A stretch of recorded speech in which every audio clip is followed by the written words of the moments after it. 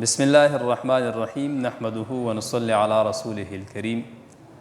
محترمو، نن د یو اهم مسلې تاسو ته وضاحت کوم چې هغه دا نوي لوټونه چې دا بازار کې خرڅېږي او د هغې د خرڅېدو طریقه دا ده چې یو طرف نه 1000 روپۍ وي او د بل طرف نه 1100 یا 1200 روپۍ ورکوي، یعنې یو طرف نه 1000 او د بل طرف نه 1100 یا 1200 روپۍ دا ادا کېږي.